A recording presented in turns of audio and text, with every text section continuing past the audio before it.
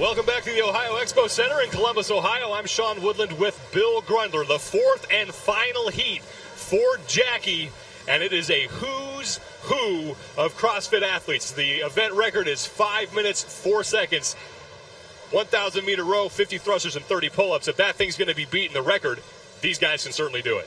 You know, Jason Khalipa has a record coming into this overall. I want to see what Rich is going to do. I mean, he's the champ. I want to, you know, everyone's looking, everyone wants to know. Let's send it down to Rory McKernan with more on this event.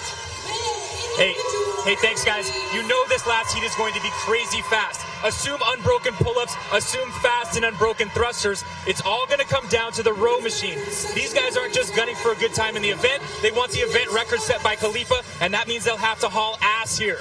Don't fool yourself. A short, fast row does not necessarily mean they're going faster. Look for the athletes who have a long, strong, efficient pull. That's where you're going to see success. Guys, Bill, you were number 10 in SoCal on this workout. How'd you do it? You know, I pretty much knew that I was gunning for Jason Khalipa and all the other big boys out there, but you're right. They got to go hard on the road, but they can't kill themselves on the road. These guys need to be shooting for about a 320 on that 1,000. And then you're right. It is all about unbroken, no missing of any reps, and hammering those pull-ups. The athletes are on the floor. Let's send it down to PA announcer Travis Bajan for the intros. Central East, currently in 12th place from the open, in lane 12, from Top Fuel CrossFit, Chris Shimley. In 11th place, from CrossFit 317 in lane 1, Kirk Bachu. Currently in 10th place, from CrossFit Maximus, in lane 11, Chris Walker. 9th place after the open, from Mad City CrossFit, in lane 2, Nick Forey.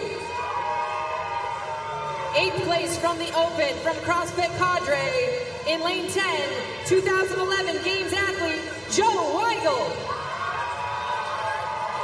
In 7th place, after the open, CrossFit 614, lane 3, Dave Ulmer.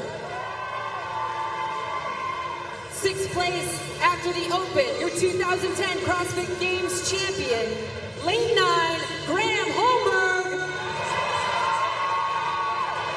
5th place after the open, CrossFit 061, also a Games veteran, in lane 4, Nick Urenkar. In 4th place after the open, he was 6th in 2011 and 2012. In lane 8, Dan Bailey. In lane 5, from CrossFit Polaris, 3rd place after the open, 7th in 2012, Marcus Hendren. 2nd place, CrossFit Distinction, 4th place at the 2012 Games, lane 7, Scott Panchik. And in lane 6, your 2011-2012 CrossFit Games champion from CrossFit Mayhem, Rich Froning.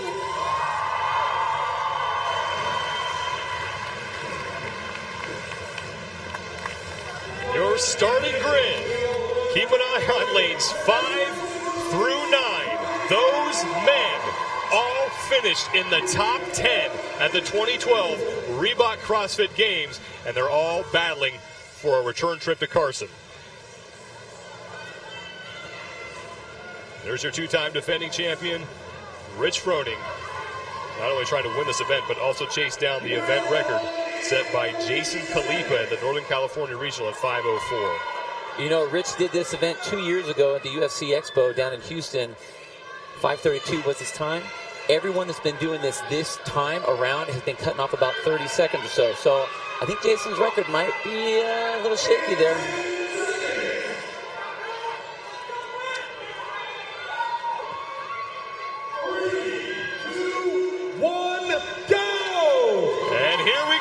Final heat of Jackie, the opening event here at the Central East Regional.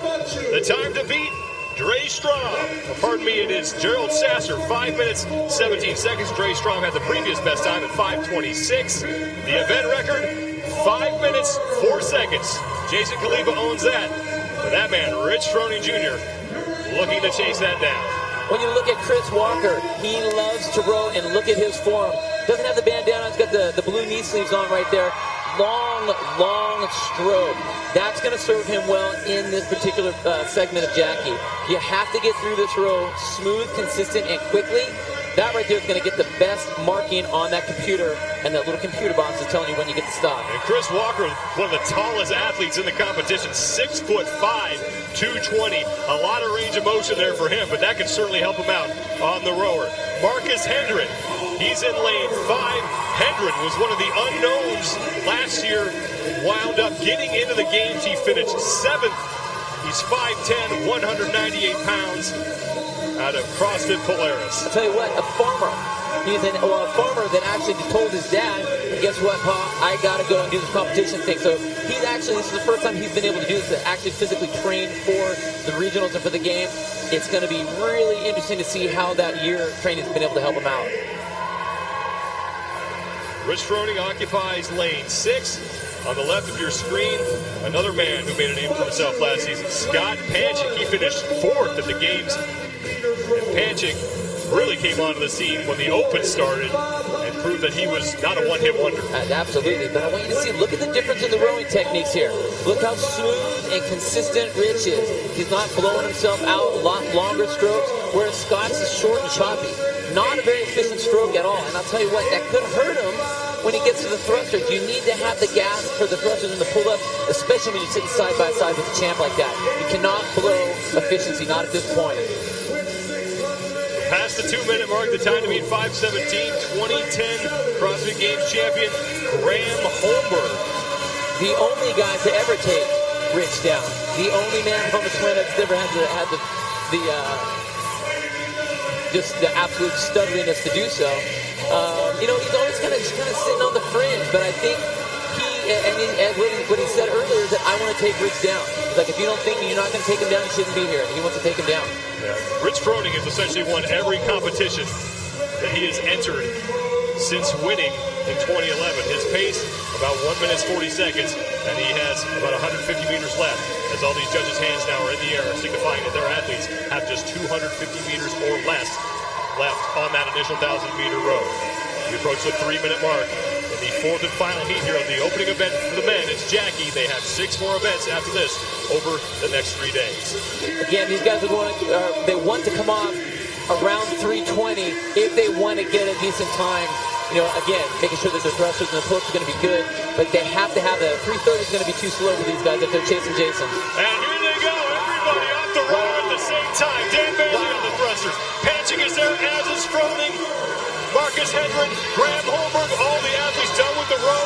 And it's Dan Bailey right now, about a 1-rep lead over Rich Froning in the middle of your screen. Now this right here where Dan Bailey's going to have a shot because he's a shorter athlete compared to some of the other ones out there, shorter range of motion. And that may help him in this particular segment, the 50 reps. The longer you are, the taller you are, it's going to hurt you. It's more distance you have to travel. But wow, these guys are going rep for rep with each other. Joe Weigel in lane 10 is also working his way into the top 3 now, as Rich Froning is in the 3rd spot as this lead keeps bouncing back and forth. But it's Dan Bailey and Joe Weigel now, rep for rep for the lead. It's going to come down to the pull-ups, just like we've said before. How much and who's going to be able to stay on that bar? You know all these guys are going to stay on the bar, but it's going to be who's going to have the shortest, the quickest, tightest butterfly pull-up. But you're not going to see strict ones or kicking in this segment. Yeah, the time to beat belongs to Gerald Sasser for probably about another 30 seconds. As these men all on pace to beat that. The event record is 5:04. Jason Khalipa holds that. And Dan Bailey, lady, is on to the pull-ups. Graham Holmberg is there. Scott Panchik, Rich Froning, and Joe Weigel. It's Dan Bailey still in the lead by a rep over Joe Weigel. Rich Froning going through his pull-ups, looking very smooth there. And they're all chasing Dan Bailey, who now is through 16 reps, now 17, now 18 reps for Dan Bailey, as he is going to try and chase down Jason Khalipa at 5:04. 5 to go for Bailey. We got 3 seconds for the event record. 2, 1 second, the event record will not pass, but Dan Bailey, and it's a mad dash to the end, and we will have to wait for the final results. Every athlete finishing at 5:09. What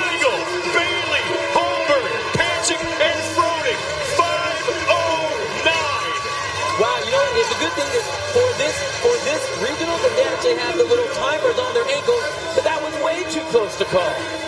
And now Chris Walker finishing up, Kirk Boxu in lane 1, Chris Shimley. But what a finish. You can tell that these guys all knew exactly what it was going to take to finish first. They had to do it. They had to do that. You know, if it wasn't for that electronic timing, we would not be able to tell the difference between 509.2 or 509.4. It was just a rush of studly athletes coming into the finish there. So it was Joseph Weigel unofficially 0.2 of a second faster than Dan Bailey and 0.4 of a second faster than Graham Holmberg. Insane. That was insane right there. There was a tie for third between Holmberg and Scott Panchik. They both finished at 509.6. And then Rich Froning, you saw signing his scorecard, finished at 509.8. Your top three, Weigel, Bailey, and then Panchik and Holmberg, both at 509.6. Rich Froning on the thrusters as every athlete got off the rower at about the same time, was able to keep a pretty good pace here. You know what, the thing about Rich is it's not about winning every event. It's about staying consistent to be in the top 3 in every event. That's what he's done at the games over the past couple years. Wow, Joe did an unbelievable job through that. He hammered the thrusters and was just relentless on the pull-ups. Let's go down to Emily Turner, who is with Joe Weigel. John, what a finish. Oh my gosh, that was really fun to watch. I imagine it was awfully fun to win. What was going through your mind in those last seconds looking to the side? I heard him say Dan was right there. We were about rep for rep on the pull-ups. As soon as I got out the bar, I just wanted to beat him to the mat. I kind of looked over as I was going there, just like, I just got to get there first. And I just tried to get as fast as I could. Your legs don't really move very well after that. I imagine not. Now, I imagine one of the things that played into this is the fact you were a 2011 Games competitor, didn't make it last year. Yeah. How has that hunger affected you going into 2013? I want it bad. I want to get there. I want to win. I want to win everything, you know. I'm not just doing this for fun. And I got something to prove this year. And I'm going for it. And last question, you were the one person we saw with gloves on. Yeah. Why'd you wear gloves and did they help you? Yeah, it's a long weekend. You know, a lot of reps on the hands. Not worth ripping them on the first event. And yeah, I got good grip with them. Felt fine, so I like them. Well, fantastic finish for you. Good luck with the rest of the weekend. Sean, Bill, back to you.